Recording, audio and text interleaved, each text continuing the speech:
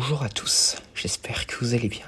Aujourd'hui, je vais vous parler d'un animal aquatique qui pourrait apparaître dans Jurassic World Rebirth, j'ai nommé le mégalodon.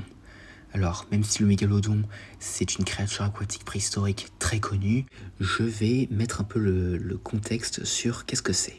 Donc, le mégalodon, Otodus mégalodon, est une espèce de requin massif préhistorique qui a vécu du début du Miocène au début du Pliocène. Il était non seulement le plus grand de tous les requins, mais aussi l'un des plus grands animaux prédateurs et l'un des plus grands poissons ayant jamais existé.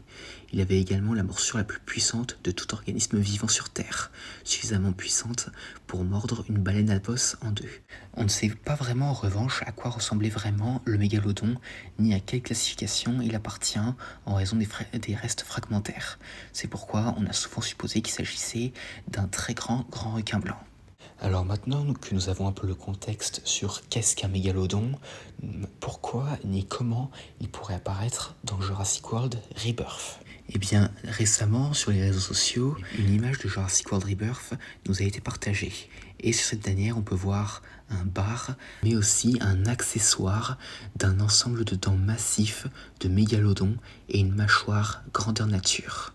Et si ces accessoires sont plus qu'un simple décor, ils pourraient faire allusion à l'intégration du grand requin dans l'histoire jurassique. Alors bien sûr, on ne sait pas si les réalisateurs ont l'intention de faire du mégalodon un antagoniste central, une créature secondaire ou simplement un détail à part pour ravir les fans observateurs, mais quoi qu'il en soit, son inclusion potentielle a déjà fait des vagues parmi les fans dévoués de la saga.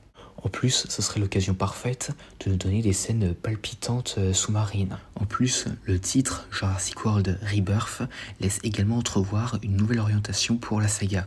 Donc, en introduisant le mégalodon, le film pourrait faire honneur à ses racines et à élargir des horizons. Alors, bien sûr, je vois certains venir, l'inclusion du mégalodon pourrait faire un peu de l'ombre aux dinosaures.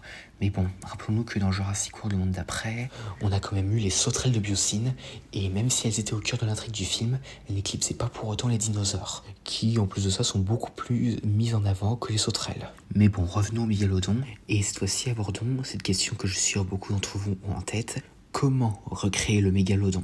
Parce que le mégalodon, un truc qu'il faut savoir, c'est que, comme les requins, il n'y a pas vraiment de squelette.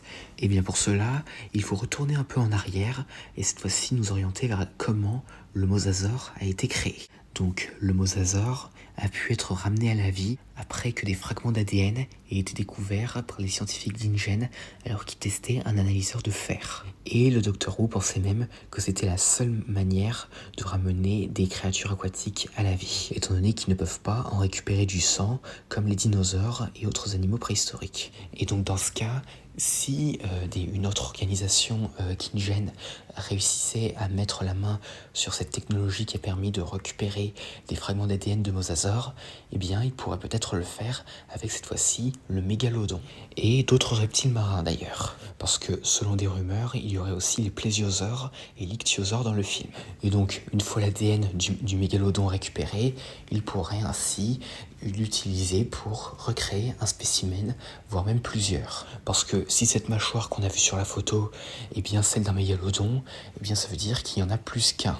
Et ensuite, volontairement ou involontairement, ces mégalodons seraient relâchés dans l'océan où ils pourraient entrer en concurrence avec le mosasaure. Et par la même occasion poser un certain problème aux protagonistes du film, et peut-être même qu'on aura droit à un combat mégalodon contre mosasaure. En tout cas, voilà, c'est à peu près tout ce que j'allais dire concernant le mégalodon et sa possible inclusion dans Jurassic World Rebirth.